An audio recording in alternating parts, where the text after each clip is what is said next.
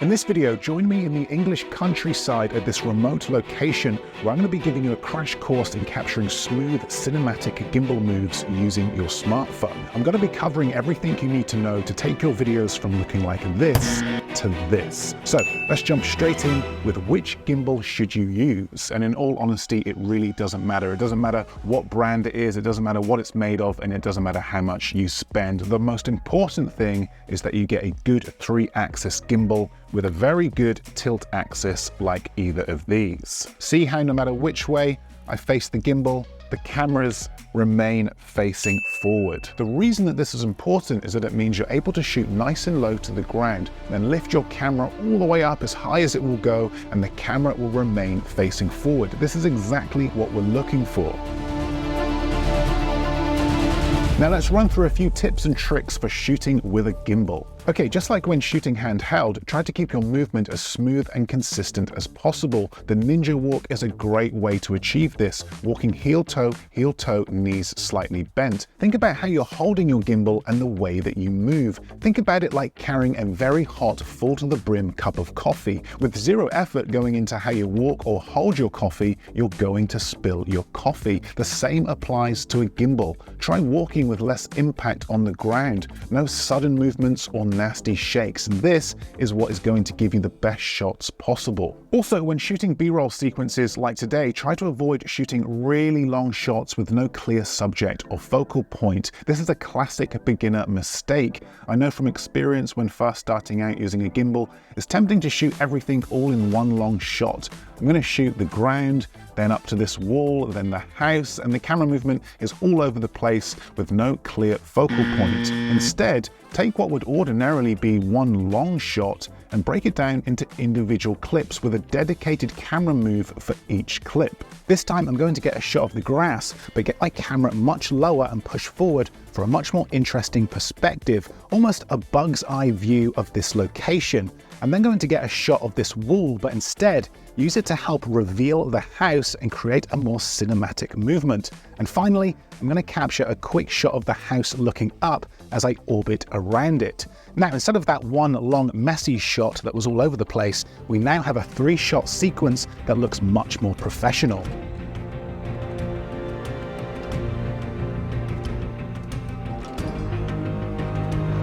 Okay, just a quick one. If you're enjoying this video, then this is just a small snippet of my new mobile videography course that teaches you everything you need to know to start shooting cinematic videos using your smartphone. The tips and techniques that you'll learn in this course can be applied to YouTube videos, travel videos, promotional films, or anything that requires cinematic, professional-looking B-roll. You'll learn some go-to handheld camera moves for smooth, cinematic-looking footage. You'll learn framing and composition techniques, storytelling, lighting. I'll even show you how to find the right music and everything you need to know to edit your videos to look like this. So if that sounds like something that you're interested in, I will leave a link with more information below.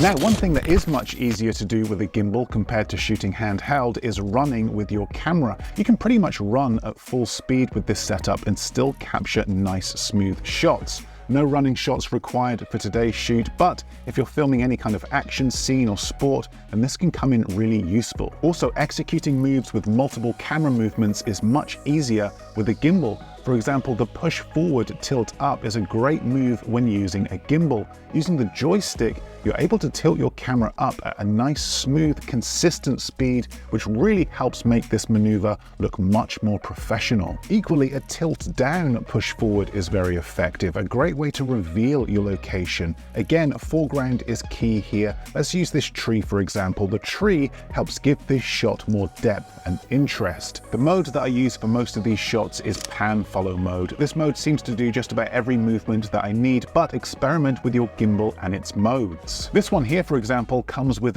vortex mode, which will rotate your camera a full 360 degrees. This can make for a very creative effect, especially when 2 shots are edited together. Not exactly cinematic, but definitely fun and creative. Now, just like when shooting handheld, you can either walk with your gimbal or create the movements with just your arms and upper body. Try pushing your gimbal through tight spaces. This is a great way to create shots that are much harder to pull off handheld. you're able to get much more reach with the gimbal and extend your camera even further. Extension pole. And if you really want to extend your camera further and achieve drone-like or crane-like movements, then try attaching your gimbal to an extension pole. This will really help capture cinematic movements. Again, it doesn't really matter what you use to extend your gimbal, just make sure that it's strong enough and sturdy enough to hold your payload. What I like most about this extension pole is that it extends to 3 meters, but then also folds down to just 36 centimeters. So nice and easy to fit in my backpack. And for me,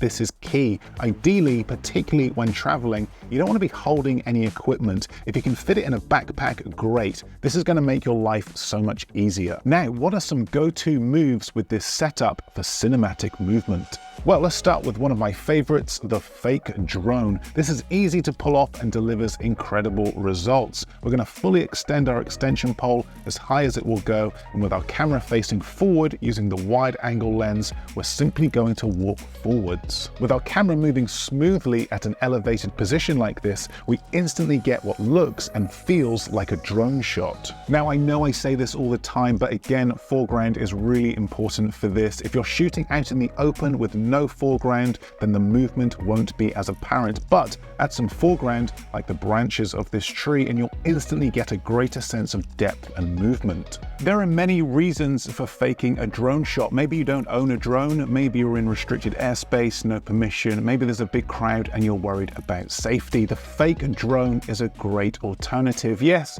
you're not going to get as high as a drone, but a lot of the time you don't need to. The fake drone can really help elevate your B-roll sequences. It massively ups production value and can really help make your footage stand out. Okay, next up, the mega jib. For this, we're going to replicate a crane or jib movement, starting with our camera low and slowly lifting up. Try starting with your camera low to the ground with something close to the foreground, then lift your camera up to reveal your focal point or location. Keep lifting your camera as high as it will go. The mega jib is another great way to add serious production value to your films and videos, and when combined with music and sound effects, can really help take your footage to the next level. Also, whilst you've got your phone attached to an extension pole, take advantage of it and capture shots that you wouldn't ordinarily be able to capture.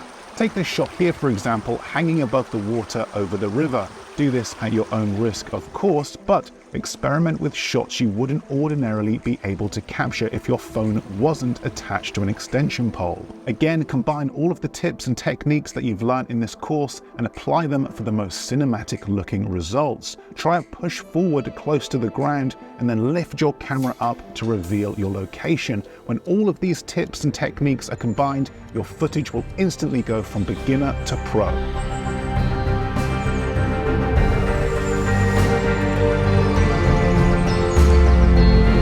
So as you can see, when you start to edit these clips together with music, color grading, and sound effects, they really come to life. If you'd like to learn how to edit a sequence just like that, and that's all included in my brand new mobile videography course, which I will link in the description below. But that's it from me. Thanks for watching, and I will see you in the next video.